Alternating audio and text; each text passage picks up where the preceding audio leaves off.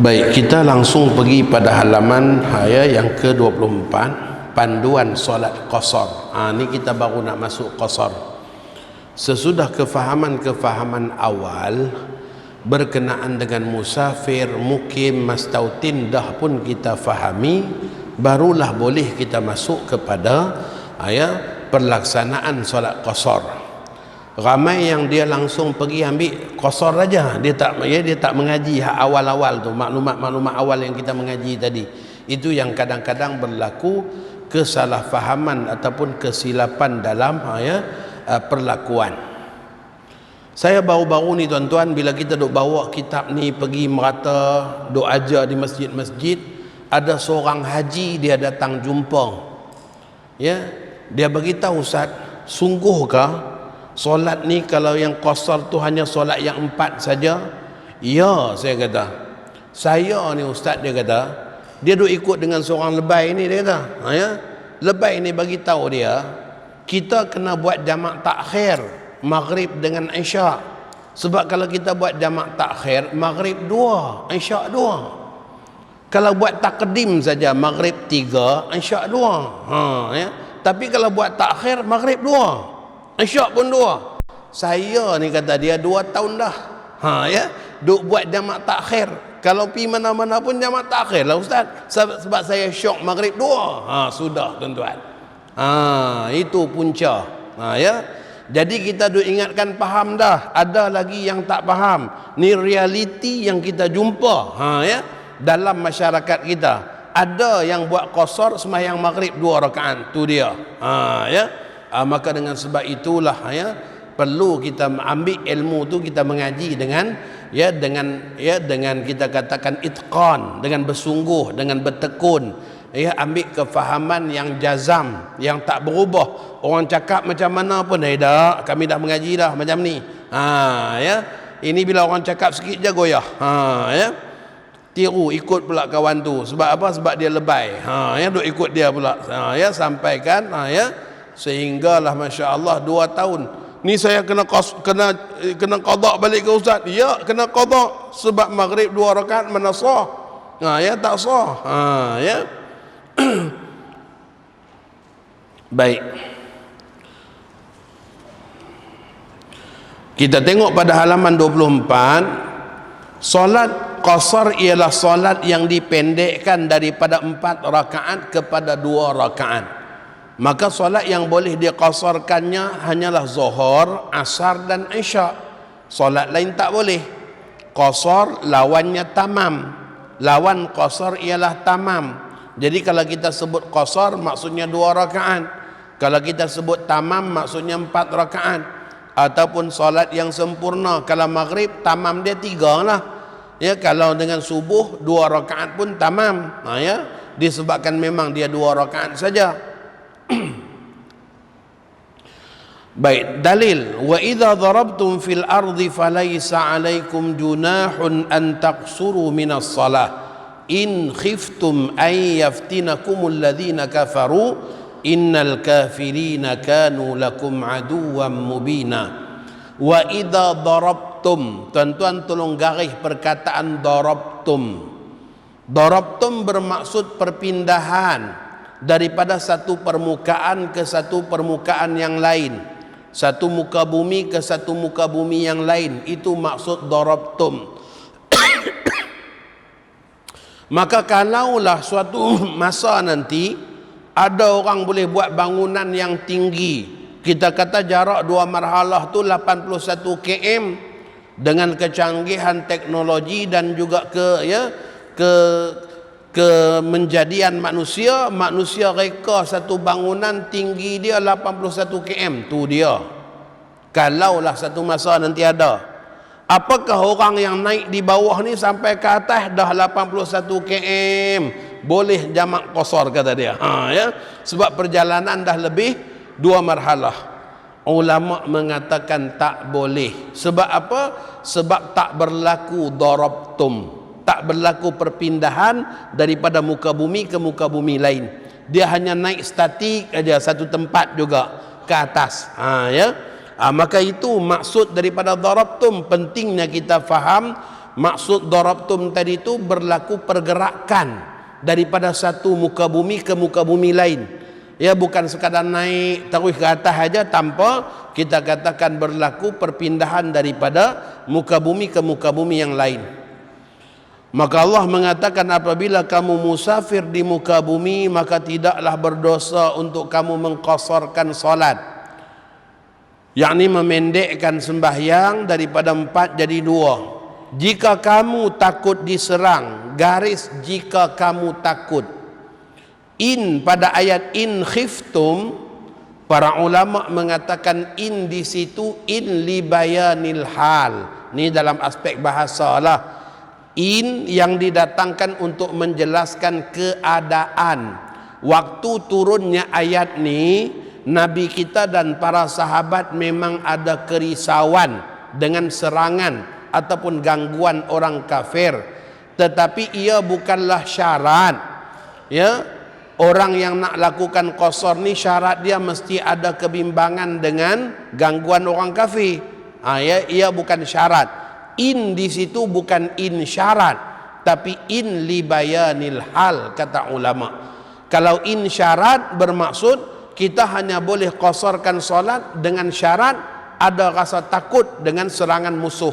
Kalau tak ada rasa takut dah tak boleh. Ya, tetapi in di sini adalah untuk menjelaskan keadaan waktu turun ayat ni memang ada kebimbangan, tetapi ia bukanlah menjadi syarat ya untuk kalian qasar solat hanya kerana ada kebimbangan dengan serangan musuh. Ya, tak bimbang dengan serangan musuh pun masih boleh solat qasar. Yang menjelaskan kepada kita bahawa in di situ bukan in syarat adalah hadis di halaman 25. Sayyidina Umar bertanya, ya Rasulullah, sekarang kita dah aman, kita dah tak takut dengan serangan musuh, kenapa kita nak solat qasar lagi? Ya, maka Nabi kita katakan ia hadiah daripada Allah, maka terimalah hadiah pemberian Allah. Ya, jadi di situ kata para ulama hadis ini menjelaskan kepada kita bahawa tidak dijadikan syarat. Ya, bimbang dengan gangguan musuh barulah boleh solat qasar. Bahkan asalkan kita dalam musafir saja kita dah boleh solat qasar. Okey, kita ni tuan-tuan bila makin tengah hari ini mengaji dia makin laju. Ya, pengajian laju-laju ni dia panggil sardan. Sardan ni baca cepat-cepat, laju-laju. Tapi saya taklah sardan sangat, sebab saya bimbang kalau terlalu sardan nanti tuan-tuan jadi sardin. Ya. Jadi mana tempat yang perlu beri penjelasan saya jelaskan, mana tempat yang saya rasa tak perlu penjelasan panjang saya ringkaskan. Ya, supaya kita dapat habiskan buku kita ni sekitar jam 12 lebih-lebih. Ya, boleh dihabiskan. Baik, syarat sah solat qasar. Ulama dalam mazhab Syafi'i menggariskan ada 11 syarat sah solat qasar yang wajib kita ketahui. Kalau kita tak ketahui bermaksud kita belum lagi belum lagi selesai pada tuntutan fardu ain dalam melaksanakan solat qasar. Yang pertama, musafir hendaklah tidak bertujuan maksiat, tadi kita dah pun jelaskan. Yang kedua, solat fardu yang 4 rakaat saja yang boleh diqasarkan, ini juga telah pun dijelaskan. Yang berikutnya, perjalanan 2 marhalah 81 km mengikut keputusan Muzakarah Fatwa Kebangsaan 2 marhalah, ini juga telah diperjelaskan. Cuma tuan-tuan ambil maklum 81 ni jarak keharusan qasar. Jarak keharusan qasar. Macam ni, kalau orang tanya, Ustaz, saya nak pergi satu tempat, jarak dia 81 km, boleh tak saya qasar? Jawapannya ya, boleh qasar. Sebab jaraknya 2 marhalah, jarak keharusan qasar. Tapi kalau dia tanya, Ustaz, jarak perjalanan dia 81 km, saya solat qasar kah solat tamam yang afdal? Ya. tadi dia tanya boleh tak qasar, kita kata ya boleh qasar sebab jaraknya dah 2 marhalah. Tapi kalau dia tanya antara qasar dengan tamam mana yang afdal, ulama mengatakan afdal tamam. Ya, cukup 81 aja afdal buat tamam daripada buat qasar.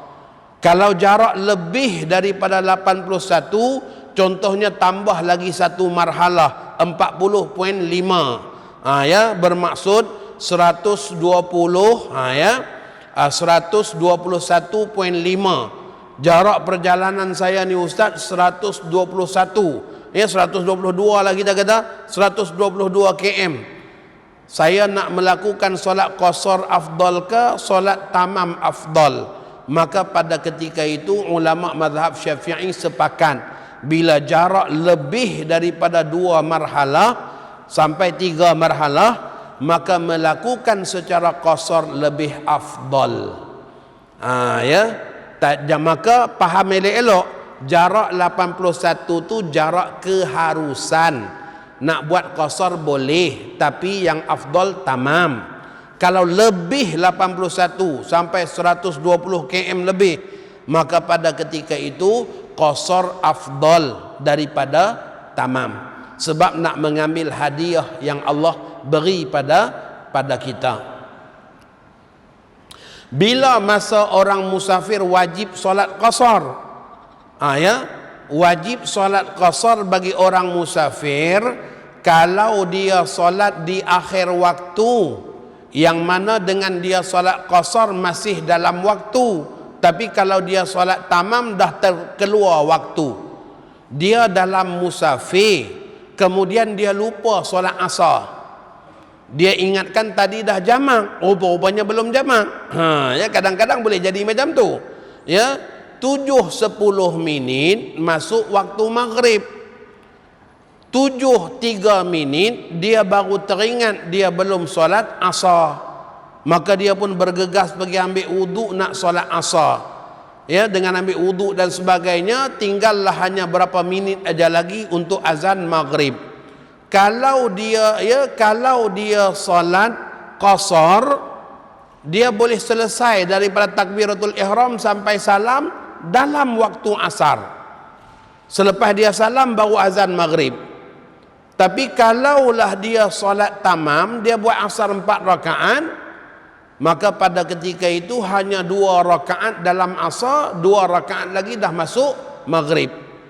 Dalam situasi yang sedemikian, orang musafir tadi, orang musafir bukan orang mukim. Ya, kalau mukim lupa semayang tetap juga wajib buat 4. Ya, ini masalah orang musafir ni. Dia dalam musafir, dia terlupa solat asar, dah hujung waktu baru dia teringat. Maka dalam situasi yang macam ni, orang musafir tersebut wajib solat qasar. Sebab dengan solat qasar, maka solatnya masih dalam waktu. Sedangkan kalau dia solat tamam, 2 rakaat dalam waktu, 2 rakaat lagi dah masuk maghrib. Ya, dah dalam maghrib. Dalam situasi yang sedemikian, dia wajib solat qasar. Bayang berikutnya, ada qasad atau tahu tempat nak dituju. Seseorang kalau musafir jauh mana sekalipun tapi tak ada tujuan, maka hukum dia maksiat, tak boleh ya solat qasar. Mana ni, saya ni Kajang Pak Malau, Kajang Merempan, di mana hamparan bumi, di situlah sampai saya Ustaz. Ya kata dia, ya dunia ini pemusafiran ke akhirat tu dia. Ya, jadi tak ada tempat tuju, tak tahu nak pergi mana, berjalan saja. Walaupun jarak perjalanan jauh, ulama mengatakan dia tak boleh solat qasar. Ya, disebabkan apa? Disebabkan dia orang yang haim. Haim ni orang yang tak tentu arah. Dalam kitab-kitab fiqh kita mengatakan tidak sah qasar bagi haim, orang yang tak tentu arah tujuan. Ya, tak ada tempat tuju. Maka orang yang sedemikian dianggap maksiat juga. Kerana apa? Ya, buang masa, buang duit, buang umur, ya, dengan perbuatan sia-sia. Baik, yang berikutnya, tidak boleh berimamkan kepada orang yang solat tamam. Kita nak qasar, tak boleh ikut orang tamam. Walaupun pada kita datang dah imam dah tahiyat akhir dah. Baru-baru ni ada seorang imam daripada Masjid Sungai Tengi di Selangor. Dia mesej, "Syekh, nak tanya sikit. Boleh tak orang musafir dia tunggu imam bangun tahiyat pertama baru dia takbir masuk niat qasar? Nanti kan sama-sama habis dengan imam." Kata dia, kita niat qasar ikut dengan imam yang melakukan solat tamam, tapi dia tunggu dulu, dia tak masuk. Bila imam bangun tahiyat awal baru dia takbir masuk. Nanti kan sama-sama habis dengan imam, cantik sama habis, kata dia. Hukumnya tak boleh. Orang yang solat qasar tidak boleh mengikut orang yang solat tamam. Walaupun dia datang imam dah duduk tahiyat akhir, dia niat ikut kepada imam saja, dia wajib solat tamam. Dia tak boleh solat qasar. Niat qasarnya terbatal dengan mengikut kepada orang yang solat tamam. Walaupun dia qada solat isyak qasar, ikut kepada imam subuh. Seseorang dalam perjalanan daripada Pulau Pinang nak pergi ke kita katakan nak pergi ke Kuala Lumpur. Tiba-tiba dia tertidur dalam bas. Waktu bas berhenti, orang berhenti solat isyak, dia tak sedar, terlena. Jaga dah sampai di terminal bas TBS Kuala Lumpur. Tujuan dia bukan ke situ, tempat perjalanan dia kena ambil Grab pergi pula lagi. Maka pada ketika itu stesen bas tu bukan tempat tuju dia. Maka dia masih berstatus musafir. Dah sampai waktu subuh, dia pun pergi ke surau, solat subuh berjamaah. Selesai subuh berjamaah, dia pergi belakang nak qada solat isyak yang dia tertidur, tak jaga. Disebabkan dia masih dalam status musafir, dia masih orang musafir, dia boleh qada dengan cara qasar. Isyak itu boleh dia qada secara qasar bagi orang yang meninggalkan dalam musafir, dan qada juga dalam keadaan musafir, maka boleh qasar. Tapi kalau dia tunggu nak qada kat rumah, maka dia kena buat tamam sebab dia dah jadi mukim. Maka qada bagi solat yang ditinggalkan dalam musafir boleh qasar dengan syarat masih kekal dalam status musafir. Maka dia nak qada solat isyak qasar. Ketika mana dia nak solat isyak, tiba-tiba dia tengok pula ada satu kumpulan yang nak solat subuh. Dia fikir-fikir, subuh 2 rakaat, isyak pun 2 rakaat, cantik dah tu, sama-sama habis dengan imam, apa salahnya? Salah lah. Tak boleh. Salah tetap salah lah, sebab syarak tak bagi. Syarak tak bagi.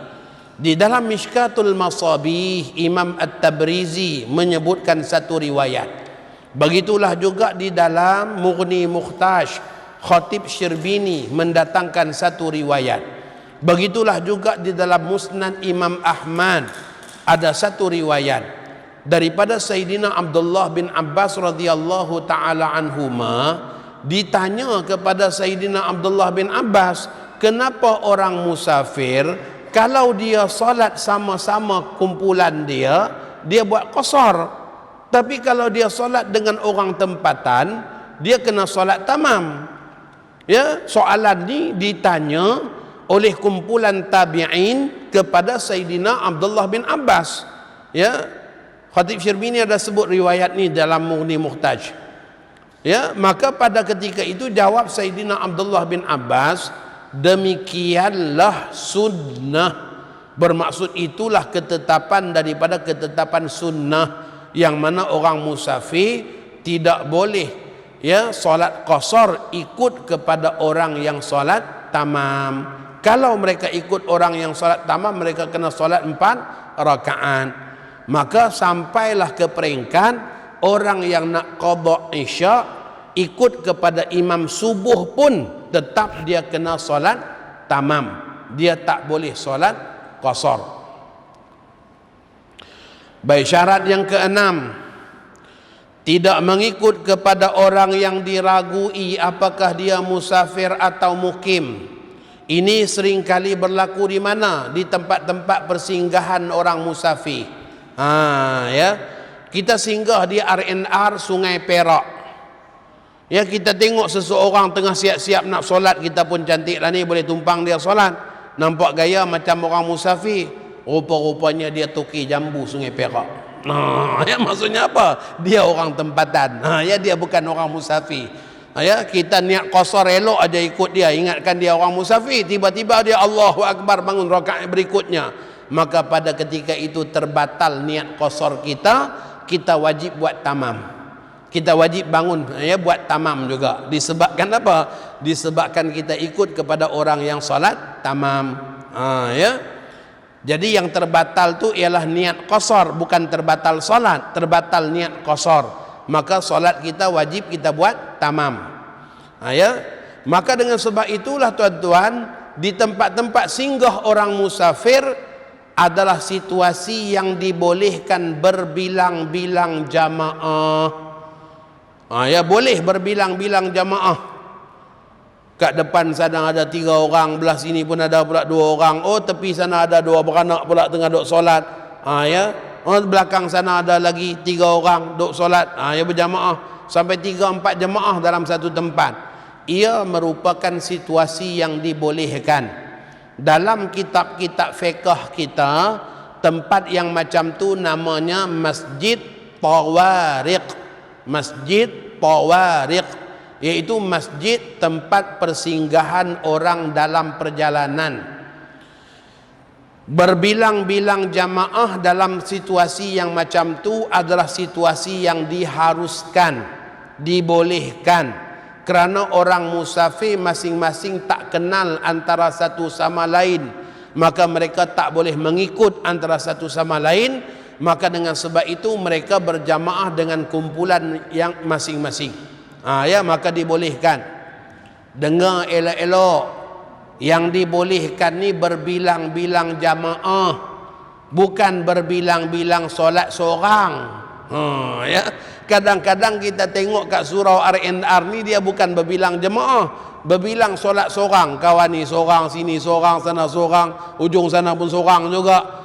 Hal keadaan yang macam tu makruh kerana meninggalkan keutamaan berjamaah. Ya, hal yang sedemikian hukumnya makruh. Yang boleh tu berbilang-bilang jamaah, bukan berbilang-bilang solat seorang. Ya, kerana solat secara tamam 4 rakaat berjamaah lebih afdal daripada solat qasar seorang diri.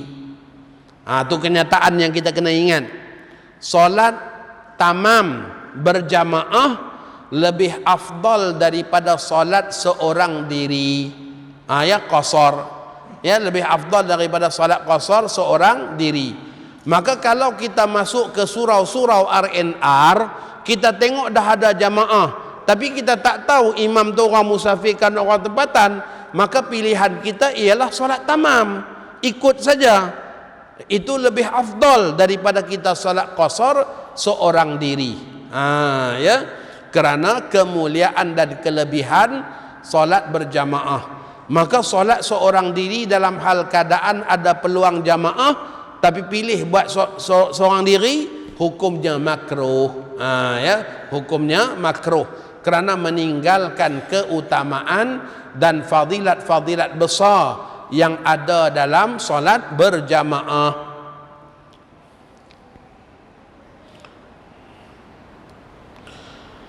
Yang berikutnya, niat qasar dalam takbiratul ihram. Niat qasar dalam takbiratul ihram. Ya, dalam takbiratul ihram ni tuan-tuan, kalau seseorang itu mampu, maka yang afdalnya ialah keseluruhan niat dalam Allahu Akbar. Sahaja aku salat fardu zuhur 2 rakaat qasar tunai mengikut imam kerana Allah Ta'ala, tu dia sampai 8, ya, 8 perkara. semua sekali dia dapat. Allahu Akbar dia dapat semua. Okey, itulah yang afdal. Ya, itulah yang afdal. Tetapi kalaulah dia ni orang yang sukar, usolli Allah, usolli Allah, usolli Allah, huish, marah kat diri dia sebab ya, tak dapat-dapat. Kalau yang macam tu kita bagi tahu kadar wajib. Yang wajib untuk solat qasar ni 4 perkara. Yang pertama qasad, sahaja aku solat. Yang kedua ialah penyataan fardu, ta'rid. Ya, fardu. Yang berikutnya ialah ta'yin, jenis solat. Zuhur ka, asar ka, isyak ka, itu ta'yin. Yang berikutnya ialah qasar. Ya. Maka seseorang yang niat sahaja aku solat fardu zuhur qasar, itu sudah sah. Itu kadar yang wajib dalam Allahu Akbar. Adapun 2 rakaat tunai mengikut imam dan sebagainya, kerana Allah Ta'ala dan sebagainya, boleh walaupun selepas selesai Allahu Akbar. Ya, selesai Allahu Akbar pun boleh lagi. Ya. Maka dia kena tahu kadar wajib 4 perkara tadi. Niat qasar mesti dalam takbiratul ihram, dalam Allahu Akbar. Ya, tidak sah qasar kalau dia tak niat qasar dalam takbiratul ihram. Sama ada niat qasar ataupun niat 2 rakaat, hukumnya sama. Sebab 2 rakaat ialah qasar, qasar pun 2 rakaat. Ya. Jadi kalau dia niat sahaja aku solat fardu zuhur 2 rakaat, boleh. Sahaja aku solat fardu zuhur, ya, qasar, boleh. Ya. Sebab kedua-duanya sama makna. Yang berikutnya berkekalan niat qasar sehinggalah memberi salam. Kalaulah datang syak, tadi niat qasar ke tamam, niat qasar ke tamam, niat qasar ke tamam, tanya orang sebelah, niat qasar ke? Ya, batal lah sembahyang kalau tanya orang sebelah. Ya, mana boleh tanya. Maka dengan sebab itulah perlu jazam sendiri. Maka orang yang syak yang sedemikian, dia wajib solat tamam. Ya, maka solat qasar dia dah tidak sah, dia wajib solat tamam. Ya, apabila datang syak, apakah dia niat qasar atau dia niat tamam. Yang berikutnya, tahu keharusan qasar dan tahu cara melakukannya. Keharusan qasar lah yang kita duk belajar banyak tadi tu tuan-tuan. Yang kata musafir itu apa, mukim apa, mastautin apa, ya. Mukim bagi isteri, mukim bagi suami, ya, yang kita belajar tadi itu. Itulah perkara-perkara yang melibatkan keharusan qasar. Maka tidak sah jika tidak tahu keharusan solat qasar dan cara melakukannya. Yang berikutnya, solat di luar kawasan dia bermukim. Solat qasar tu mestilah di luar kawasan. Kalau dalam kawasan, dah memang kena solat tamam. Baik, tolong buat catatan. Satu masalah yang khilaf dalam kalangan ulama dan satu masalah yang tidak ada khilaf. Ya, yang pertama, ya, kita dah siap-siap masuk barang dalam beg, ya, masukkan beg dalam kereta. Elok kita start kereta aja, undur aja kereta, Allahu Akbar, dah azan zuhur di masjid. Kita baru keluar pagar rumah, bukan keluar kawasan lagi. Ya, baru keluar pagar rumah, ya, dah azan zuhur. Kemudian kita pun terus memandu keluar kawasan. Ya, azan zuhur pukul 1.10. Kita tengok jam 1.13, kita dah pun, ya, keluar kawasan. Ya, dah keluar dah kawasan. Kawasan kita katakan Tanjung Tok Kong ni.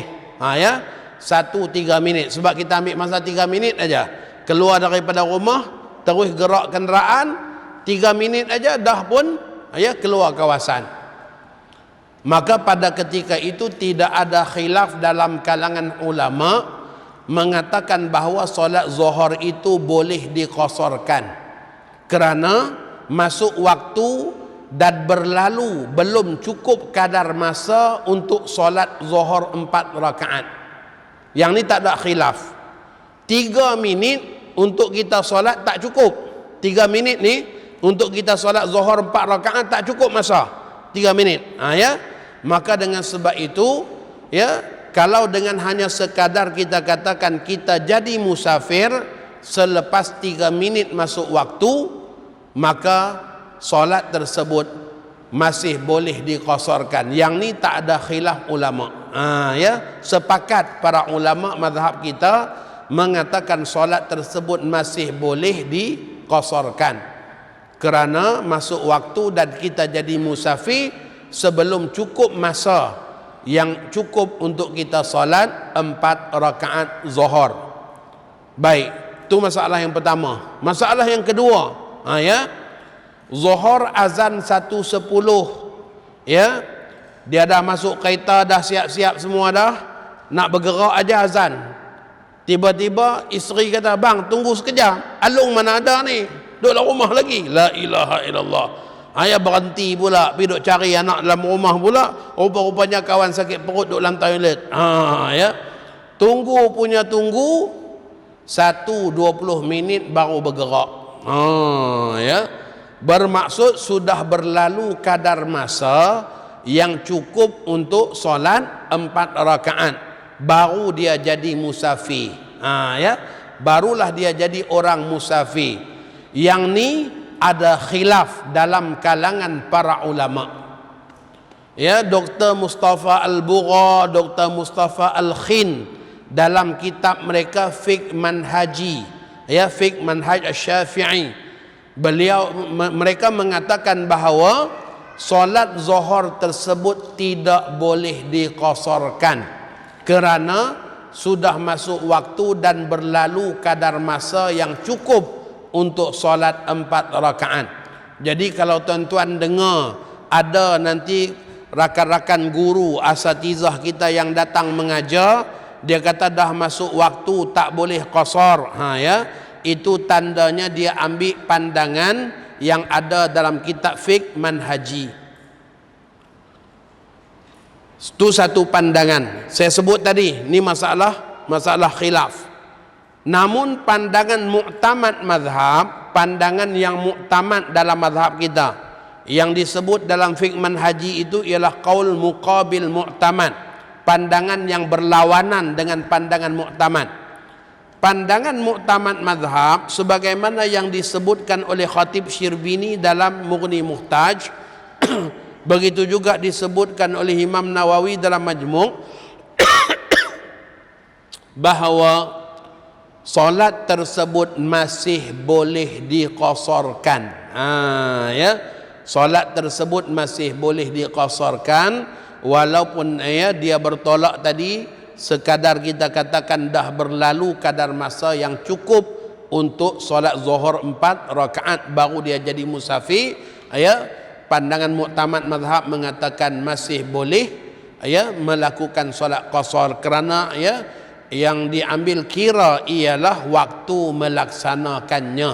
Waktu melaksanakan solat tadi itu dia benar-benar dalam musafir. Ya, jadi ini hal khilaf. Kalau ada orang cakap kata tak boleh qasar, kita tahu oh ni kitab Fiqh Manhaji. Kalau ada orang cakap masih boleh qasar, oh kita tahu ni pandangan mu'tamad mazhab. Ya, saya sebut kedua-duanya sebab apa tuan-tuan?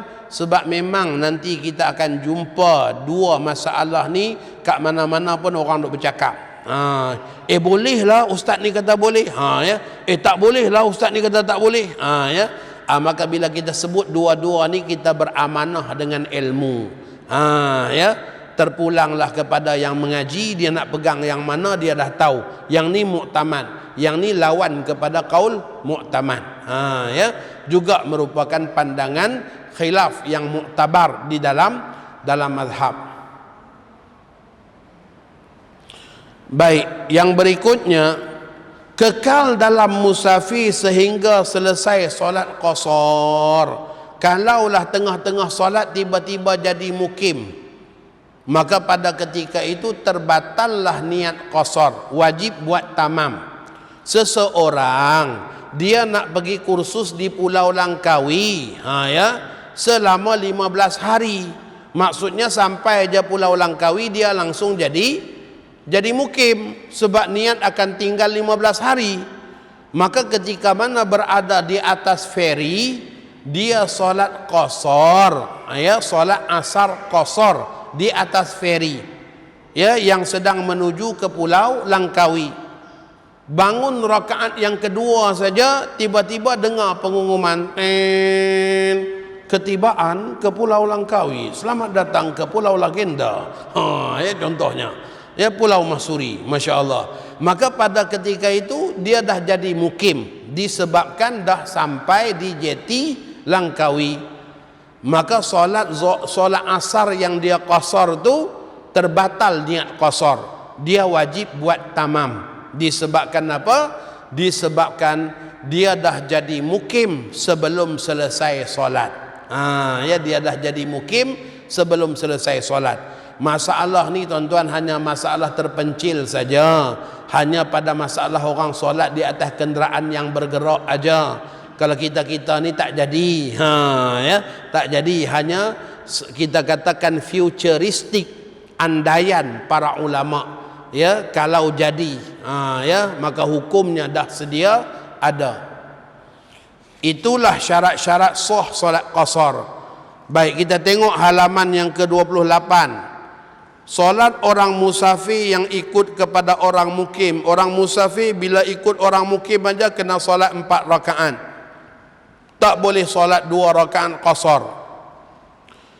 Solat orang mukim yang ikut pada orang musafir. Orang mukim boleh ikut orang musafir, tapi dia wajib buat 4 rakaat. Ya, sebab dia orang mukim, dia tak boleh qasar. Nabi kita SAW pernah mengimamkan jamaah di Mekah. Ya, Nabi kita solat qasar. Maka apabila baginda SAW selesai solat 2 rakaat, Nabi kita pun toleh kepada para jamaah. Baginda katakan, atimmu salatakum, sempurnakanlah solat kalian, saya orang musafir. Ya, maksudnya orang musafir boleh jadi imam pada orang yang solat tamam. Ya, maka Nabi kita buat 2 rakaat. Jemaah di belakang ada orang tempatan, orang Mekah yang buat 4 rakaat. Maka orang yang solat tamam boleh berimamkan kepada orang musafir yang solat qasar. Baik, halaman yang ke-29 tu tuan-tuan, panduan niat. Ya, panduan niat ni hanya sekadar kita katakan untuk meraihkan pandangan ulama yang mengatakan melafazkan niat hukumnya sunat. Melafazkan niat hukumnya sunat. Yang penting ialah niat dalam hati. Ya, niat qasar tu kena ada dalam hati waktu kita takbir Allahu Akbar. Baik, sama ada niat qasar ataupun niat 2 rakaat hukumnya sama. Jadi saya bagi kedua-dua, ya, pedoman niat tu halaman 29 dan 30. Okey, kita masuk pada panduan solat jamak pula. Ya, masuk jamak. Dah masuk jamak ni kira nak habis ni tuan-tuan. Baik, jamak dia ada banyak sebab. Berbeza dengan qasar. Qasar tak ada sebab lain kecuali musafir. Baru-baru ni ada seorang telefon, dia tanya, Ustaz, saya ni di hospital, anak-anak tak dapat datang tolong saya solat zuhur. Boleh tak zuhur ni saya tangguh buat dalam asar? Boleh tak saya buat jamak takhir, ya, jamak qasar, kata dia. Ya, dia tanya boleh tak saya buat jamak qasar? Maka kita pun bagi tahu pada dia boleh jamak, qasar tak boleh. Ya, sebab dia bukan dalam status, ya, bukan dalam status musafir. Qasar ni hanya khusus untuk orang musafir. Jamak, ya, jamak ada banyak sebab yang mengharuskan jamak, yang membolehkan seseorang jamak. Orang sakit boleh jamak. Ya, dalam muzakarah fatwa kebangsaan diputuskan orang yang sakit, ya, kerana kepayahan dia untuk solat tiap-tiap waktu, maka dia boleh jamak solat. Begitu juga boleh jamak solat disebabkan alasan keselamatan, petugas-petugas keamanan boleh jamak. Ya, Macam dulu waktu kita katakan waktu Covid menular di negara kita, ya, pasukan-pasukan keselamatan kesihatan kita nak pakai pakaian dia tu sampai 3-4 lapis, maka sehingga kan kalau nak solat tiap-tiap waktu jadi payah. Maka pada ketika itu diputuskan dalam muzakarah fatwa kebangsaan, mereka ni orang yang boleh jamak solat, gabung 2 waktu solat dalam 1 waktu. Sebelum dia pakai pakaian dia tu, solat zuhur dia jamak siap-siap dengan asar. Nanti masuk maghrib dia niat pula tangguh maghrib dalam isyak, jamak lagi. Dia balik tengah malam dah tanggal pakaian tadi, okey, dia solat pula maghrib dan isyak, jamak takhir. Maka boleh sedemikian. Doktor yang nak masuk ke bilik bedah, dia tahu dah pembedahan ni mengambil masa sekitar 6 sehingga 7 jam. Pembedahan akan mula pukul 2 petang, Zuhur masuk pukul 1.10. Maka dia pun solat Zuhur jamak siap-siap dengan asar.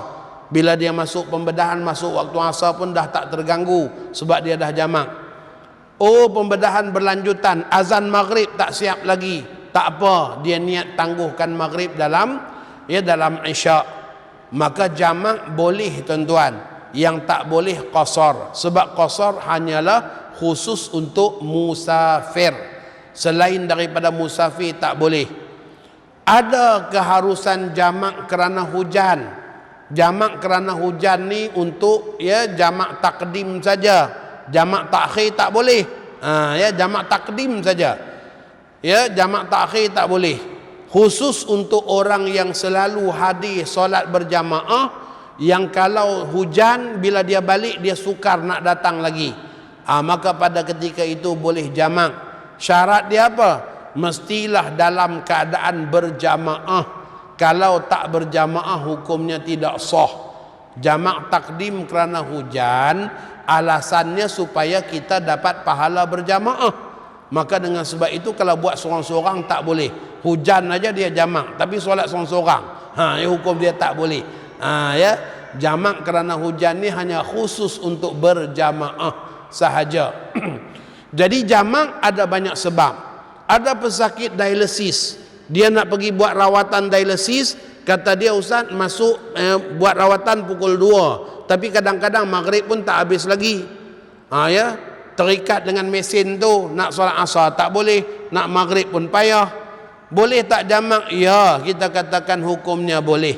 Yang mana dia sebelum pergi buat rawatan dialisis, waktu zuhur dia solat zuhur dulu jamak dengan asar, jamak takdim.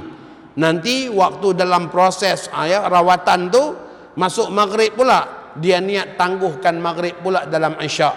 Jadi itu hukum jamak. Jamak dia ada banyak kelonggaran dia, keluasan dia. Tetapi kalau qasar tak ada sebab lain kecuali musafir. Selain musafir tak boleh. Tapi disebabkan masyarakat kita ni biasa sebut gabung sekali jamak qasar, akhirnya sakit pun tanya, boleh tak jamak qasar? Sebenarnya yang boleh jamak saja, qasar tak boleh. Okey. Solat jamak ni ialah menggabungkan 2 waktu solat dalam 1 waktu. 2 waktu solat dalam 1 waktu dengan pasangannya. Zuhur berpasang dengan asar, maghrib berpasang dengan isyak. Maka waktu asar dinamakan waktu kedua, waktu isyak juga dinamakan waktu kedua. Waktu pertama ialah zuhur, maghrib juga dianggap waktu pertama. Ni muslimat kena ambil berat, suami-suami kena ambil tahu. Dalam mazhab kita, ulama berpandangan kalaulah muslimat suci daripada haid dalam waktu yang kedua, iaitu waktu isyak atau waktu asar, maka dia wajib solat asar, dia juga wajib qada zuhur. Sebab 2 waktu ni 2 waktu yang boleh dijamakkan. Maka kalau suci dalam waktu asar, wajib solat asar, wajib qada zuhur. Kalau suci dalam waktu isyak, mandi wajib pada waktu isyak, wajib solat isyak, wajib qada maghrib. Ya, hukumnya wajib.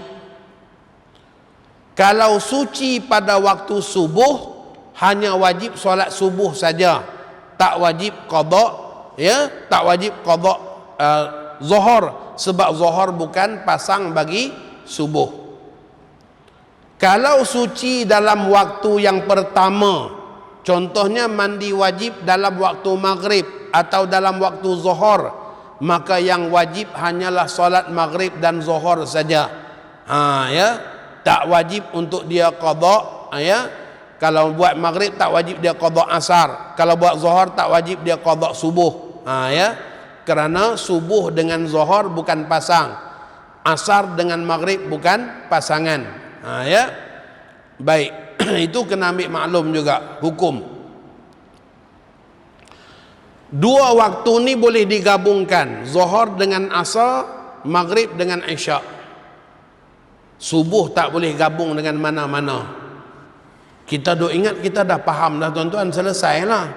Ya, saya mengajar di satu tempat, ada seorang jemaah datang bagi tahu, ustaz nak bagi tahu, ini 3-4 tahun yang lepas. Kenapa haji? Kami pergi umrah. Pergi umrah. Kami 8 hari di Mekah. Bila 8 hari dah jadi mukim lah, kata dia. Ya, maka waktu nak bertolak pergi ke Madinah, kami solat maghrib taklah jamak dengan isyak, sebab orang mukim. Ya, tak jamak dengan isyak. Solat maghrib langsung naik bas. Tiba-tiba driver bas tak nak berhenti ustaz untuk solat isyak. Ya, kami duk minta berhenti, dia tak nak berhenti. Maka mutawif bagi tahu kami, tak apa, sabar tuan-tuan, jangan marah, sabar aja. Kita niat tangguhkan isyak ni, kita jamak dengan subuh. La ilaha illallah tuan-tuan. Ya, jamak isyak dengan subuh pula dah. Ya, jadi kami satu bah, kata dia, jamak isyak dengan subuh. Ya, tu dia tuan-tuan. Ya, nak bagi tahu, kata ilmu ni jangan buat main, kena mengaji sungguh. Ya, waktu ada pengajian-pengajian yang macam ni, jangan duk angkat kaki. Ustaz-ustaz datang mengajak, jangan duk angkat kaki, duduk dengar. Ya, walaupun kita duk ingat basic aja, takkan tak reti bab ni. Ya, reti tak reti pun kira satu bah lah, jamak isyak dengan subuh. Ya, itu dia tuan-tuan, pernah berlaku. Ya, jadi macam-macam cerita kita dapat pada para jemaah respon bila mengaji ni. Ya, subuh tak boleh jamak dengan isyak. Ya, itu bukan jamak, itu qada namanya bang.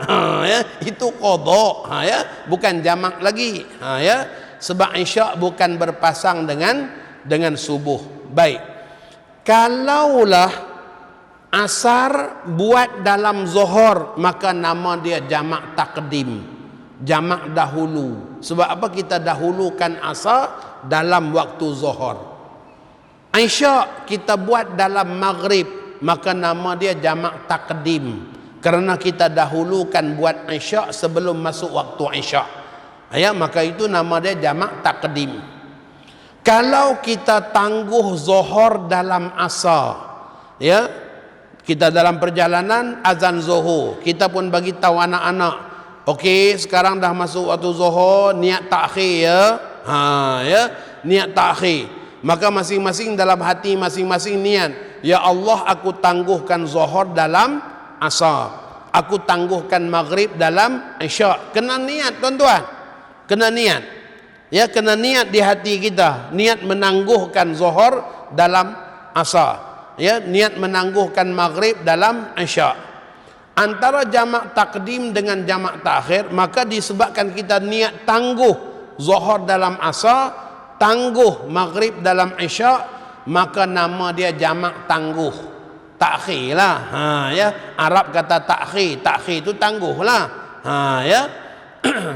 Maka sebab itu nama dia jamak takhir. Antara jamak takdim dengan jamak takhir, ulama sepakat mengatakan jamak takhir lebih afdal. Kalaulah kita ada pilihan, kita nak buat jamak takdim ke jamak takhir, maka lebih afdal kita pilih jamak takhir. Ya, ulama kata lebih afdal pilih jamak takhir. Sebab jamak takhir ni dia banyak kemudahan dia daripada jamak takdim. Ya, dia banyak kemudahan dia. Ni saya dah nak masuk ke tajuk syarat sah jamak takdim dan jamak takhir, tuan-tuan. Tapi disebabkan kita dah pun masa panjang, saya nak gabungkan kedua-dua syarat tu dalam satu huraian. Jadi kita ambil banding beza terus. Apa beza jamak takdim dengan jamak takhir? Kita tengok halaman yang ke-34.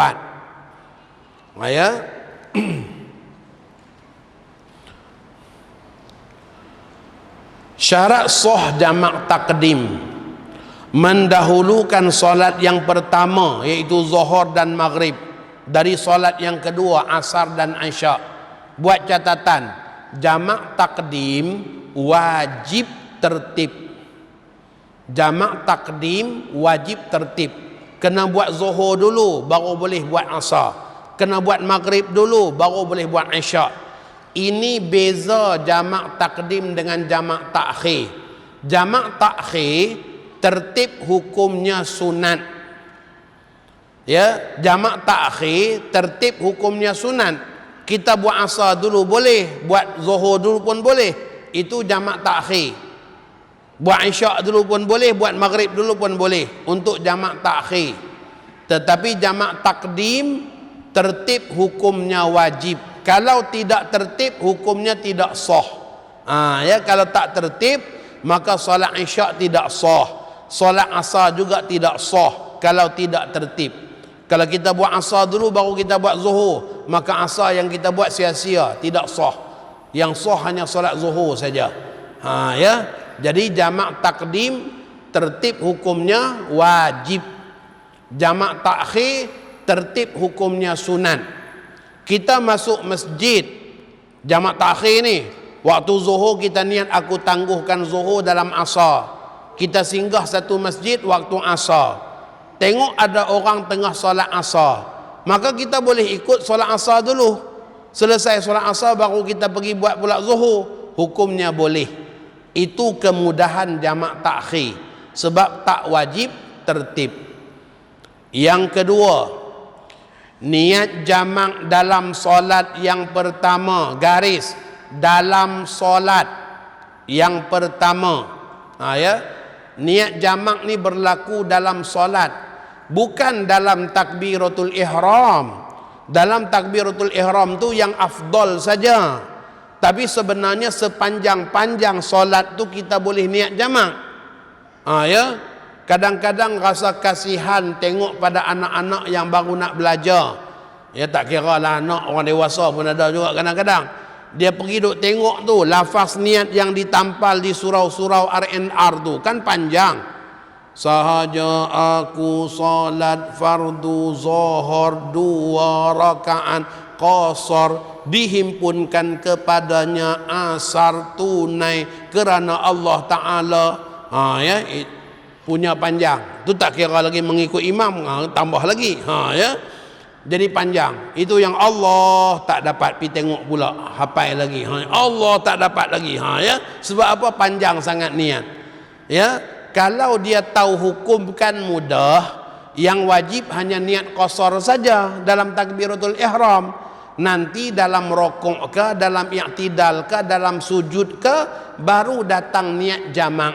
Ya Allah, aku jamak takdim asar dengan zuhur ini. Ya Allah, aku jamak takdim isyak dengan maghrib ini. Macam tu aja niat jamak. Dalam rokok pun boleh, dalam sujud pun boleh, dalam duduk tahiyat akhir pun boleh niat jamak, asalkan dalam solat yang pertama. Dalam solat zuhur, dalam solat maghrib. Kita nak buat jamak takdim asar dengan zuhur, maka dalam solat zuhur kita niat jamak takdim. Kita nak buat jamak takdim isyak dengan maghrib, maka waktu kita solat maghrib, kita berniat aku takdimkan isyak dalam maghrib ini. Maka itu wajah niat jamak. Maka nanti bila kita bangun nak solat isyak, dah tak syarat niat dah, sebab niat dah berlaku dalam solat maghrib tadi. Maka solat isyak cukup sekadar kita niat sahaja aku solat fardu isyak qasar. Itu saja. Kan mudah. Ini tu dia. Sahaja aku solat fardu isya 2 rakaat qasar, dihimpunkan kepada maghrib mengikut imam menghadap kiblat kerana Allah Ta'ala. Tu dia punya panjang. Itu yang Allah tak jadi keluarkan handphone tengok pula lafaz niat. Ya, sebab panjang sangat. Ya.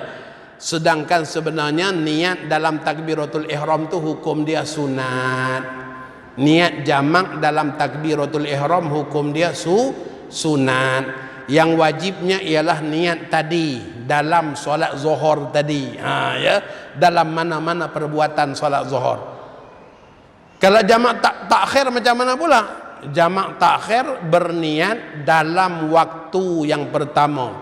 Ya, jamak takdim berniat dalam solat yang pertama. Jamak takhir berniat dalam waktu yang pertama. Jadi zuhur masuk 1.10, asar masuk 4.30. Maka sepanjang waktu daripada 1.10 sampai 4.30 itulah waktu niat jamak takhir. Afdal kata para ulama masuk waktu saja langsung kita niat takhir, tuan-tuan. Ya, masuk waktu aja kita langsung niat takhir. Ya, itu yang afdal.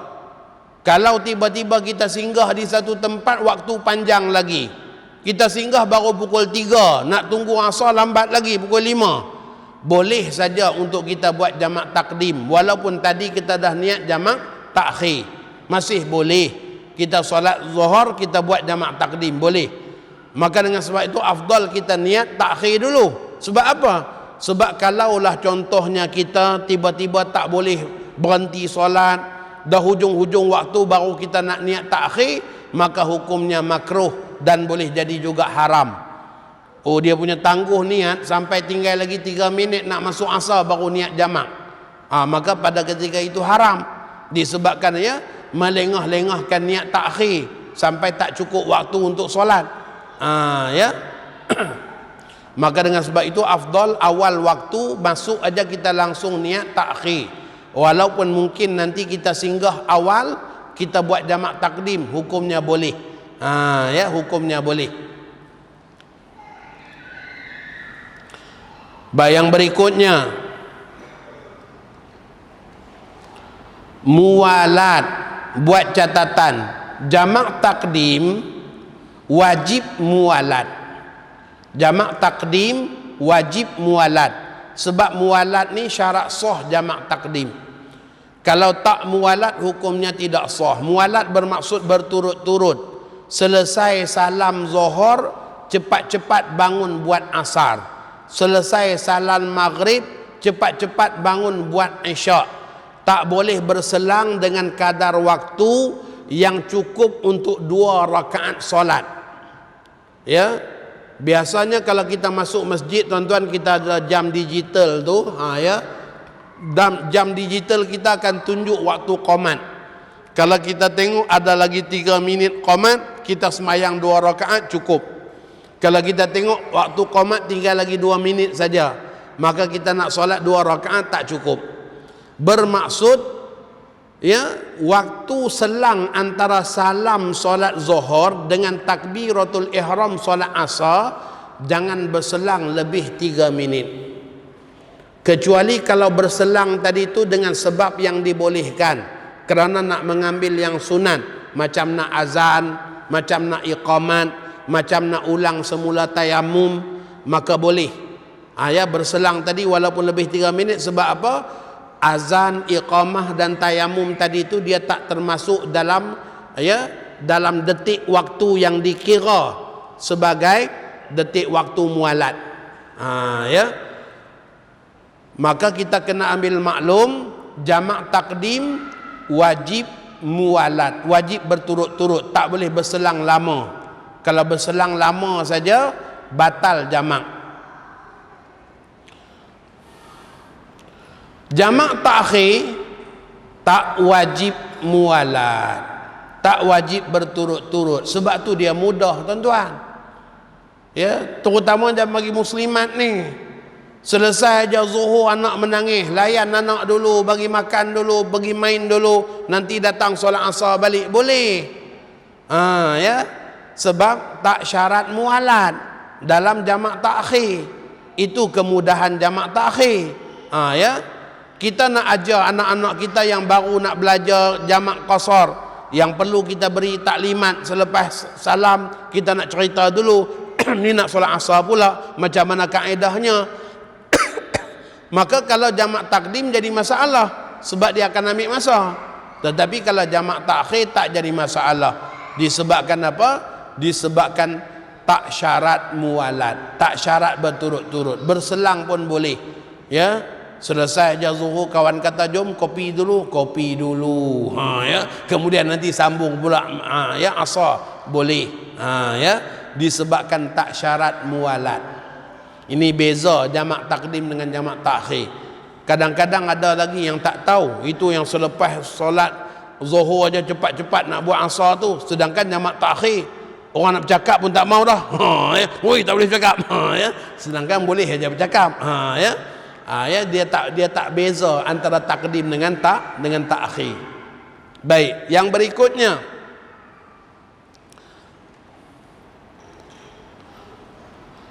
berkekalan dalam musafir sehingga sempurna takbiratul ihram. Ini hanya sekadar futuristik aja tuan-tuan. Ini bagi masalah orang yang solat di atas kenderaan tadi. Ya, seseorang nak balik ke Pulau Langkawi, dia orang Pulau Langkawi, bermaksud ya Pulau Langkawi ini mukim bagi dia. Ya, maka dia telah melakukan jamak takdim zuhur dengan asar di atas feri. Selesai solat zuhur 2 rakaat, dia bangun pula takbiratul ihram solat asar. Ya, ketika mana dia sedang rokok rakaat pertama, tiba-tiba diumumkan ketibaan di Pulau Langkawi. Maka pada ketika itu dari segi hukum jamak sah, disebabkan dia dah pun ya dia jadi mukim selepas takbiratul ihram. Ya, solat yang kedua, solat asar. Dari segi hukum jamak sah, tetapi asar tersebut dia tak boleh buat qasar sebab dia dah jadi mukim. Maka asar dia kena buat 4 rakaat. Ya, asar dia kena buat 4 rakaat. Itu syarat jamak takdim. Ya, berkekalan dalam musafir sampai takbiratul ihram solat yang kedua. Solat kedua ni sama ada isyak ataupun asar. Itu yang kedua. Kalau jamak takhir macam mana? Berkekalan dalam musafir sampai selesai solat yang kedua. Ya, dia bukan sampai takbir aja, mestilah berkekalan dalam musafir sampai selesai solat yang kedua, sampai beri salam solat yang kedua. Kalaulah dia jadi mukim ketika sedang solat yang kedua, pada ketika itu hukum solat yang pertama jadi qada. Dari segi hukum sah. Okey, saya nak bagi nampak lah ya. Orang ni dia solat di atas feri daripada ya jeti Kuala Kedah nak pergi ke Pulau Langkawi. Dia orang Langkawi. Ya, maka sampai di Langkawi aja dia dah jadi mukim. Maka dia solat jamak takhir maghrib dengan isyak. Jamak takhir. Waktu masuk maghrib dia masih di jeti, dia niat aku tangguhkan maghrib dalam isyak. Masuk aja waktu isyak, dia dah ada atas feri. Pada ketika itu dia solat atas feri. Kadang-kadang bukan tak boleh pun solat kat bawah tadi, tapi sajalah nak ya. Zaman sekarang ni kan zaman kemasyhuran, zaman nak belaka. Ya, siap buat video lagi sembahyang. Ya, jamak takhir. Ya, atas feri, masya-Allah. Ya, live sembahyang. Ya, atas feri. Ya, dia buat maghrib dulu selesai. Ya, selesai maghrib, dia bangun nak buat isyak pula. Ya, ketika mana dia sedang solat isyak, baru 1 rakaat, tiba-tiba ketibaan di Pulau Langkawi. Selamat datang ke Pulau Langkawi. Maka pada ketika itu solat isyak dia ya hendaklah dia buat tamam disebabkan dia dah jadi mukim. Satu hukum. Yang kedua, dia jadi mukim sebelum selesai Isyak, maka maghrib yang dia dah buat tadi itu bukan lagi hukum jamak, sebab jamak dah terbatal disebabkan Isyak dia dah jadi mukim. Maka maghrib yang dia tunaikan tadi itu sah, tapi dari segi status maghrib itu namanya qada, bukan tunai. Sepatutnya bila kita tangguh maghrib dalam Isyak, walaupun kita solat maghrib dalam waktu Isyak, solat maghrib kita berstatus tunai.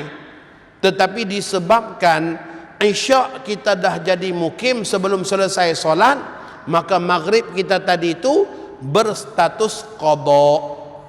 Ya, ini hanya pada status solat saja, namun pada hukum sah.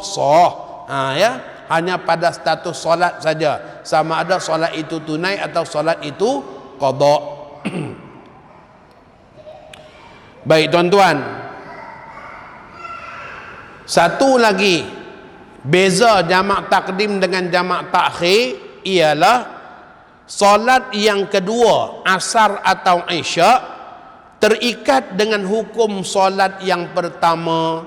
Kalau zuhur batal, asar ikut batal, sebab kita bawa asar dalam zuhur, kita bawa isyak dalam maghrib. Maka kalau maghrib batal, isyak ikut batal. Tetapi kalau jamak takhir, ya, tiap-tiap solat tertegak dengan hukum dia sendiri. Kalau zuhur batal, asar tak batal. Kalau maghrib batal, isyak tak batal. Ini untuk jamak takhir. Jamak takdim, kalau yang pertama batal, yang kedua batal sekali. Okey, saya bagi contoh supaya tuan-tuan nampak macam mana. Ya, sekumpulan orang solat jamak takdim maghrib dengan isyak, maghrib dengan isyak. Solat maghrib 3 rakaat, waktu dia solat maghrib mereka niat aku takdimkan isyak dalam maghrib ini. Selesai aja solat maghrib, qamat langsung solat isyak pula. Selesai isyak pergi minum-minum. Waktu minum-minum jemaah bagi tahu, bang, anta jadi imam tadi waktu maghrib, enta baca Fatihah tak cukup ayat. Iyyaka na'budu wa iyyaka nasta'in tak baca. Langsung ihdinas sirah, maliki yaumiddin, ihdinas siratal mustaqim. Iyyaka na'budu tak baca tadi. Maghrib tadi. Maka pada ketika itu tanya orang lain pula, sungguhkah? Sungguh tak baca tadi. Kenapa tak tegur? Kami tak tahu nak tegur. Kami tak tahu nak tegur macam mana. Ya. Maka pada ketika itu jelaslah solat maghrib batal disebabkan tak cukup ayat Fatihah. Maka isyak ikut batal sekali. Itu jamak takdim. Ya, jamak takdim. Isyak ikut batal sekali sebab maghrib batal, isyak pun batal. Sebab isyak menumpang dengan hukum maghrib. Kalau maghrib sah, isyak sah. Ya. Baik. Kalau jamak takhir, ya, sekumpulan orang musafir dalam waktu maghrib, ya, ketika mana mereka sedang musafir masuk waktu maghrib, mereka niat aku tangguhkan maghrib dalam isyak. Aku tangguhkan maghrib dalam isyak. Maka mereka pun singgahlah di satu tempat pukul 10 malam, singgah di suatu tempat untuk solat. Disebabkan kita katakan jamak takhir, maka tertib hukumnya sunat. Mereka buatlah maghrib dulu, kemudian isyak pula. Ya, buat maghrib 3 rakaat selesai, kemudian buat isyak pula 3 rakaat. Jamak takhir mudah tuan-tuan, sebab niat jamak langsung tak ada dalam solat. Niat jamak dah ada dalam waktu tadi. Waktu maghrib kita dah niat aku tangguhkan maghrib dalam isyak. Maka nanti waktu nak solat, solat maghrib ke solat isyak ke, dah tak wajib niat jamak. Niat jamak hanya sunat saja lagi. Itu yang mudah tu. Ya, tak payah nak duk hafal panjang-panjang tadi tu. Ya, sebab niat jamak hanya sunat saja lagi. Okey. Maka mereka pun buat jamak takhir, solat maghrib dulu, selesai maghrib qamat, solat isyak pula. Selepas selesai isyak, waktu pergi minum-minum baru jemaah bagi tahu, imam dalam solat maghrib tadi imam baca Fatihah tak cukup ayat. Rakaat kedua saya ingat ihdinas siratal mustaqim tak baca, langsung siratal ladzi je tadi. Sudah. Tanya kawan ni, sungguh kah sungguh? Sungguh kah sungguh? Maka pada ketika itu batallah solat maghrib sebab tak cukup ayat. Solat isyak macam mana? Tetap sah. Ya, sebab solat isyak tak tergantung dengan hukum solat maghrib dalam jamak takhir. Maka itu kemudahan jamak takhir. Sebab itulah saya katakan tadi, ulama kita mengatakan afdal jamak takhir daripada jamak takdim. Sebab kemudahan yang banyak yang ada padanya, yang tak melibatkan hukum hakam yang banyak, maka ia mudah bagi orang awam. Okey, dengan itu tuan-tuan habislah kitab kita. Syarat jamak takdim dengan jamak takhir saya dah sebut semuanya. Adapun lafaz-lafaz niat itu hanya sekadar kita katakan meraihkan pandangan yang mengatakan sunat untuk melafazkan niat dan berniat dalam takbiratul ihram. Namun pada hakikatnya sebenarnya jamak takdim atau jamak takhir tak syarat niat dalam takbiratul ihram. Ya, tujuan saya ni tuan-tuan bukan nak memudah-mudahkan, bukan nak tuan-tuan ambil mudah, tetapi nak bagi tahu macam mana mudah. Sebab ada orang yang terlalu susah sampai bila kita nak buat qasar jamak takut. Tak beranilah, saya tak reti niat. Takut. Sedangkan niat bukan dalam takbiratul ihram.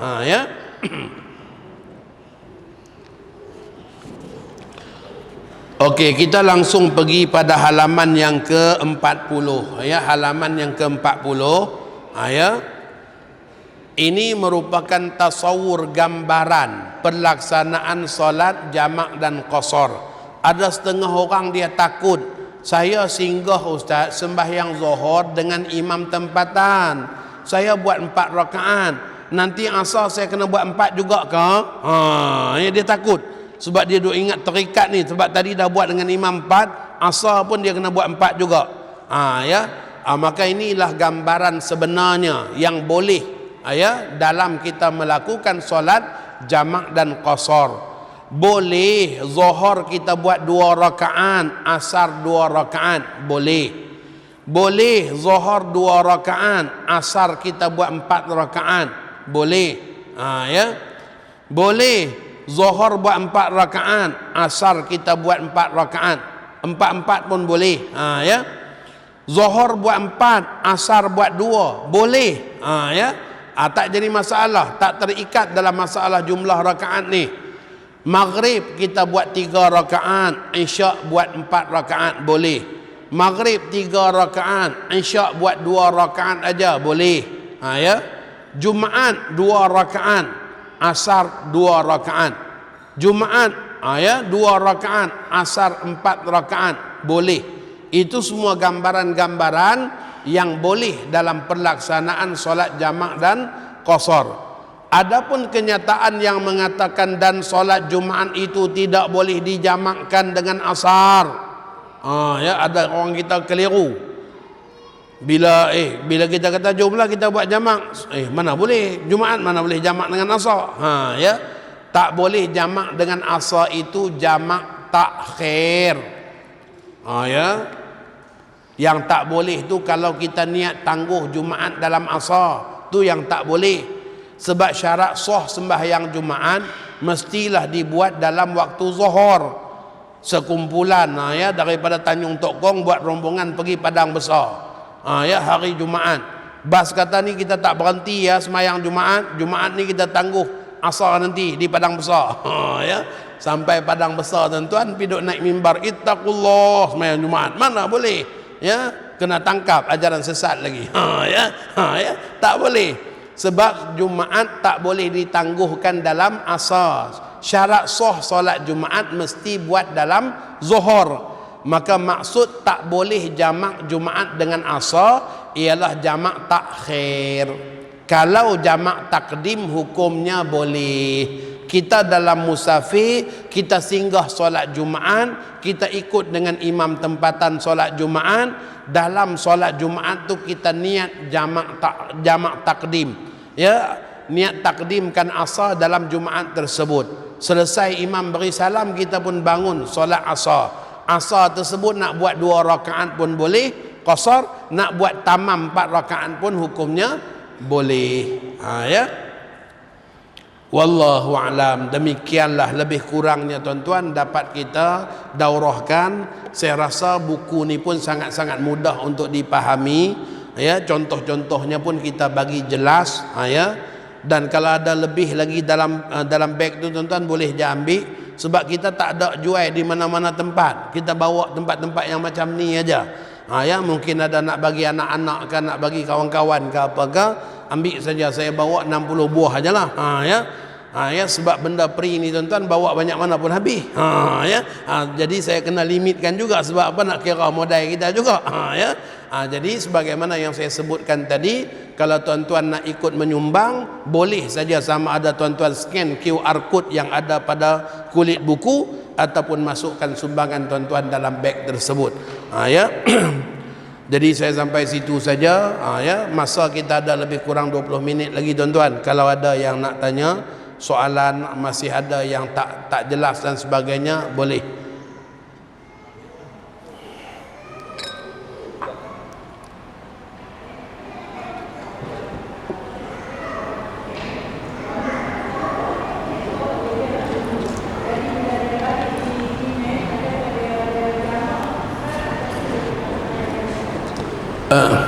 Tak dengar tadi. Macam mana?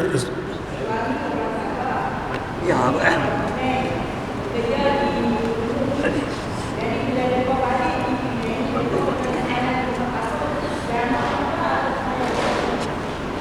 suami orang Sabah, isteri orang Penang.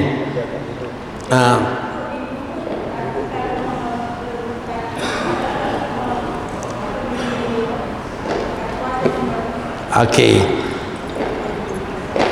Suami orang Sabah, isteri orang Pulau Pinang, tetapi berstatus kerjanya di Lumut. Ya, kerja di Lumut. Maksudnya suami isteri ini tinggal di Lumut lah.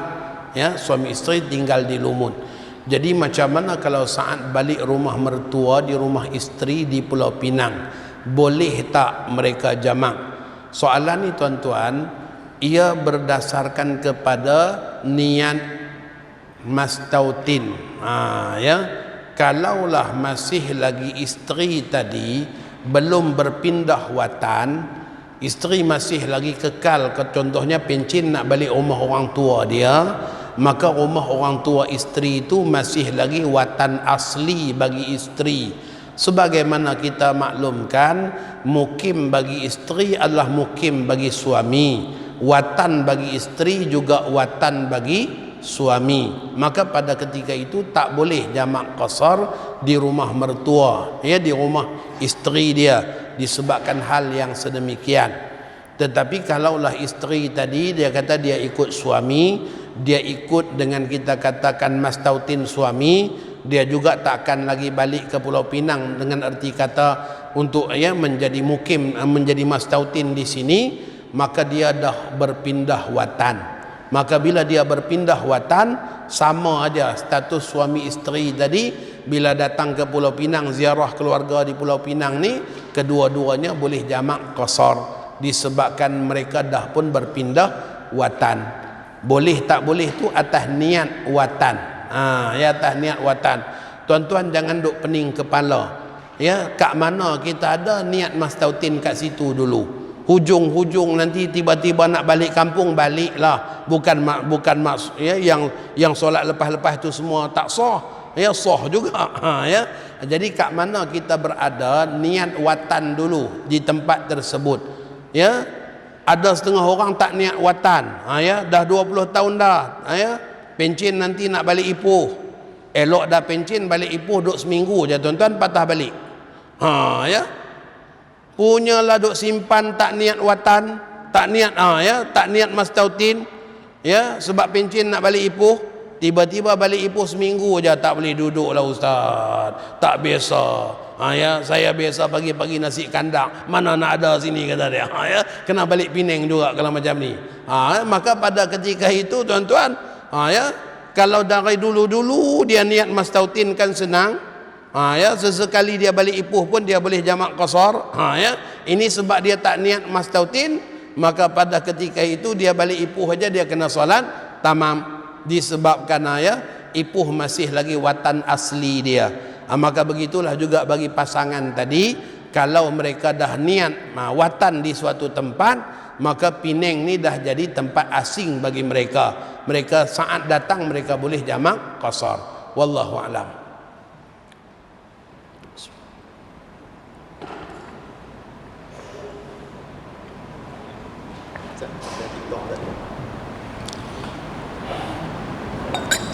Kalau seseorang tu dia musafir, contohnya kami Jumaat, wajib tak dia buat solat Jumaat dalam musafir?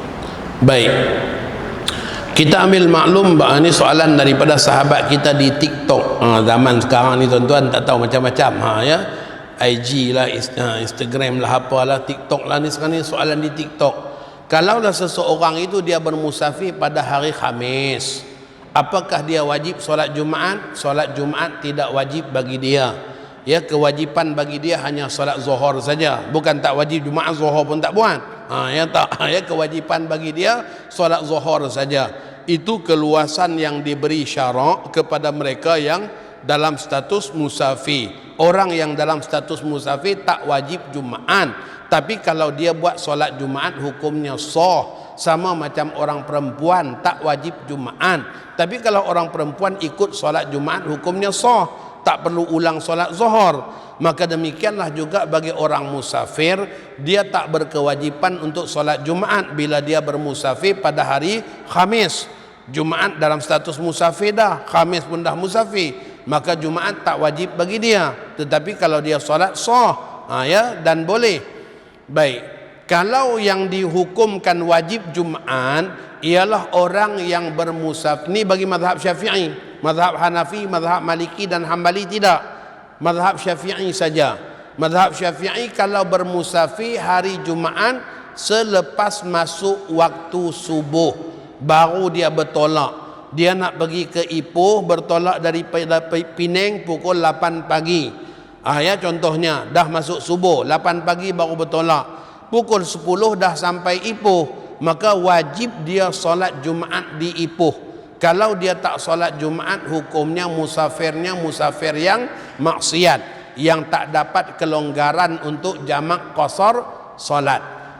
Kecuali orang yang tak solat Jumaat disebabkan kebimbangan ketinggalan kenderaan. Ya, ini beza. Dia berstatus wajib Jumaat sebab dia musafir lepas subuh, tetapi kerana dia bimbang ketinggalan kenderaan, kita dah jadualkan perjalanan kita nak pergi ke Labuan, ya, bertolak daripada Penang pukul 7, ya, maaf, bertolak daripada Penang ni nak ke Labuan, kita ambil jadual penerbangan pukul 7.40, ya. Maka pada ketika itu kita bercadang sampai di Labuan nanti kita masih boleh solat Jumaat. Ya, disebabkan 7.40 bertolak, mungkin sekitar pukul 10 dah sampai. Maka ya Jumaat masuk pukul 11.30 di Labuan contohnya. Maka kita boleh solat Jumaat di sana. Itu rancangan kita. Ya, kita keluar awal. Tiba-tiba dah sampai di airport, ya. Penerbangan murah, ya. Dia tukar jadual ikut suka dia aja. Penerbangan ditangguhkan sampai pukul 12 tengah hari. Pukul 12 tengah hari baru kita nak berangkat. Ya, kita duduk tunggu di airport. Ya. Maka pukul 1 dah masuk, ya, dah masuk Zuhur di sini. Ya. Dalam hal keadaan yang sedemikian, kalau kita nak solat Jumaat dulu kita ketinggalan kenderaan. Ya, maka situasi yang sedemikian, kalaulah orang musafir tadi tak solat Jumaat disebabkan dia bimbang ketinggalan kenderaan, ya, dan kerugian yang akan dia tanggung sebab kena beli tiket yang lain, jadual penerbangan Labuan pula, Penang Labuan sehari sekali aja contohnya, Kalau terlepas terus, tak ada dah. Ya. Maka dalam situasi yang macam tu, walaupun dia tak solat Jumaat, tetapi dia tak dianggap sebagai safar asi, sebagai orang musafir yang bermaksiat, kerana dia bimbang ketinggalan kenderaan. Dia dah jadualkan, dia dah rancang dengan baik, tiba-tiba berlaku di luar rancangan dia. Ya, jadual penerbangan diubah sehingga menyebabkan dia tak dapat solat Jumaat. Dalam situasi yang sedemikian dia tak berdosa, bahkan dia dianggap musafir yang tidak bermaksiat. Ya, wallahu a'lam.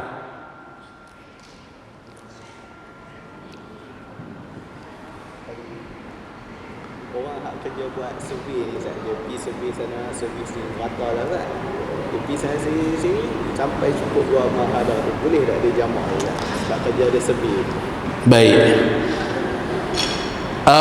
Musafir ni tuan-tuan, status musafir ni mestilah jarak yang sebenar, qasad awal yang sebenar. Ya. Pemandu Grab contohnya, kalau dihubung-hubungkan ke sana ke sini lebih 2 marhalah. Ya. Tetapi jarak tadi tu bukan jarak yang sebenar, jarak tambah-tambah. Ya. Maka untuk pemandu Grab melakukan jamak qasar, mestilah dia jadi musafir dulu. Contohnya lah, dia ambil penumpang, kita katakan di airport, dia orang bayan lepas, dia ambil penumpang di airport bayan lepas, hantar mana? Hantar ke Alostar. Maka pada ketika itu, sebab jarak perjalanannya jauh ke Alostar, pada saat itu dia jadi musafir, disebabkan qasad perjalanan pertama dia tu ke Alostar. Kemudian bila dia dah pergi Alostar, daripada Alostar dia ambil pula penumpang pergi ke tempat lain, pergi ke tempat lain, pergi ke tempat lain, semuanya dia dalam status musafir. Tapi kalau sekadar dia ambil penumpang di bayan lepas, hantar ke balik pulau, patah balik pula ke bayan lepas, hantar seberang jaya, patah balik pula ke bayan lepas, hantar pula ke, kita katakan ke Jawi contohnya. Maka pada ketika itu dia bukan berstatus musafir, sebab jarak-jarak itu tak ada satu pun jarak yang menjatuhkan dia hukum musafir. Wallahu a'lam.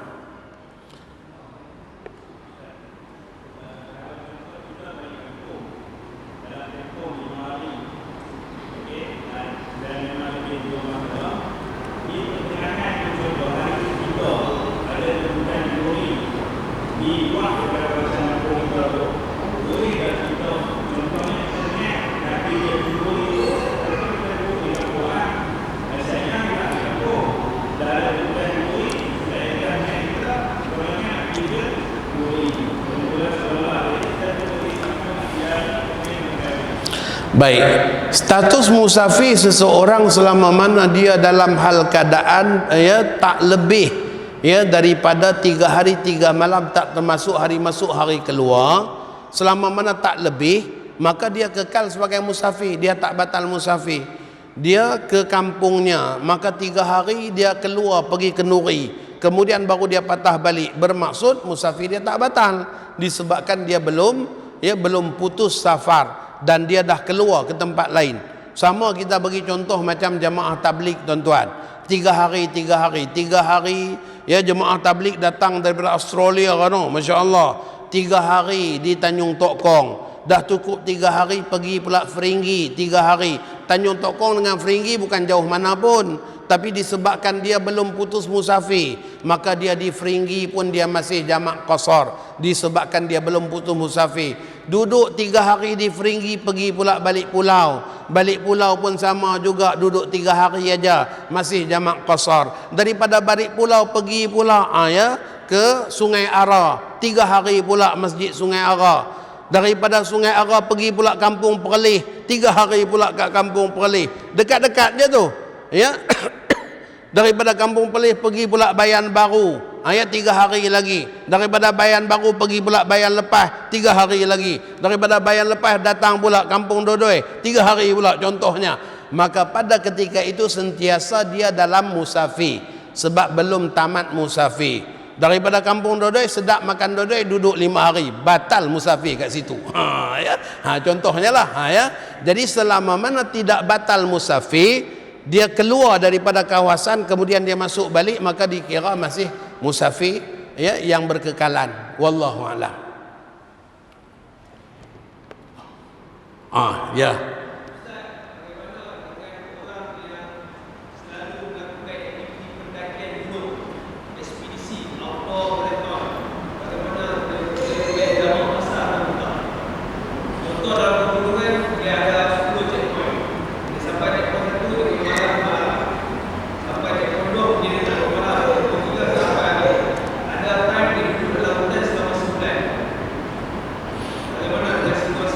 Tapi dia bergerak tak? Selama mana bergerak masih kekal dalam musafir. Ya. Kecuali kalau dia berada di satu-satu tempat tu lebih daripada had batas musafir 3 hari 3 malam tadi, maka terbatallah musafir. Contohnya dia singgah satu tempat, seronok mandi manda berkemah situ, ya, dia duduk lebih 5 hari contohnya, maka batallah musafir. Tapi kalau dia dalam bergerak maka tidak batal musafir. Wallahu a'lam. Ya.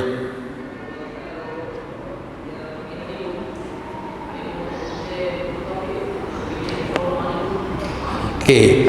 Tadi kita dah sebut dah perjalanan musafir ni ada musafir yang namanya musafir yang harus. Maka ulama mengatakan orang yang keluar melancung itu adalah musafir yang harus.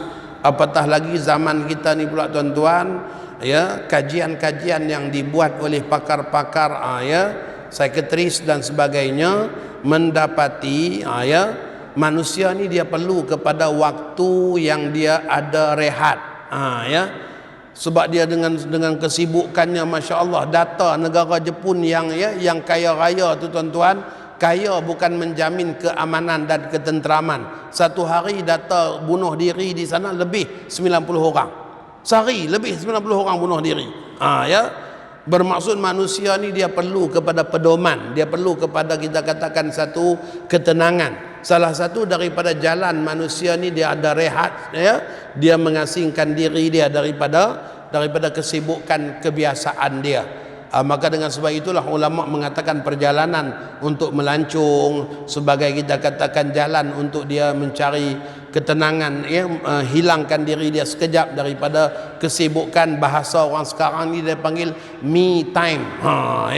Me time, ya, masa untuk dia sendirilah. Duk sibuk untuk orang aja, duk sibuk untuk anak-anak aja, duk sibuk untuk untuk pejabat aja.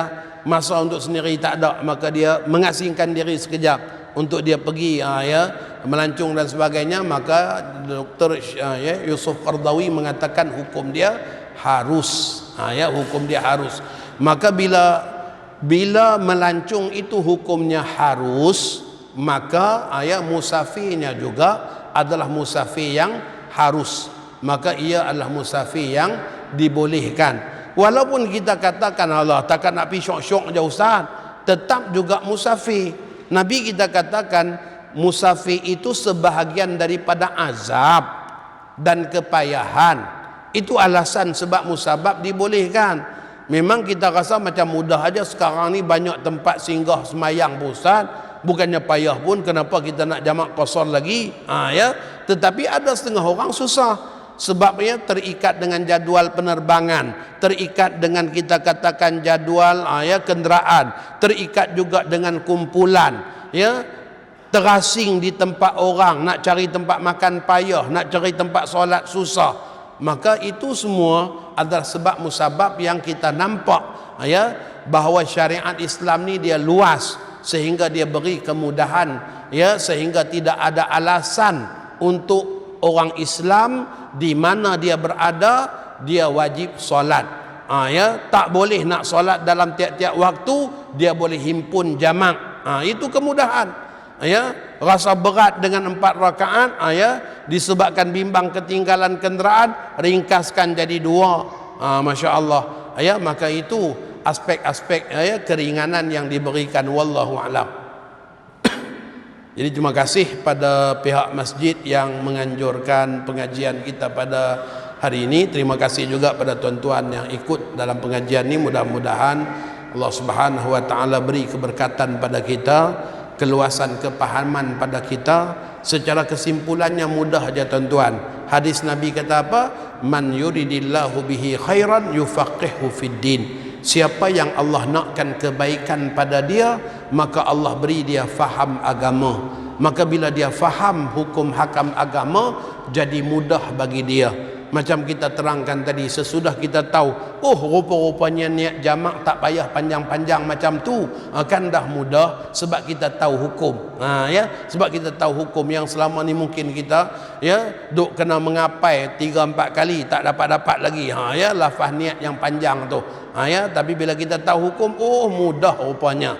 Ya. Jadi itulah ya lebih kurangnya yang dapat kita bicarakan pada hari ini. Mudah-mudahan kita dapat kebaikan yang banyak dan kita dapat kefahaman yang mantap dalam kita melaksanakan ibadah-ibadah kita. Aqulu qawli hadza wa astaghfirullahal azim li wa lakum wa lisa'il muslimin wal muslimat fastaghfiruhu innahu huwal ghafurur rahim. Allahumma ij'al jam'ana hadza jam'an marhuma wa tafarruqana min ba'dihi tafarruqan ma'suma wa la taj'al fina wa la ma'ana syaqiyyan wa la matrudan wa la mahruma wa sallallahu ala sayyidina Muhammad wa ala alihi wa sahbihi wa baraka wa sallam walhamdulillahi rabbil alamin. Taqabbalallahu minkum.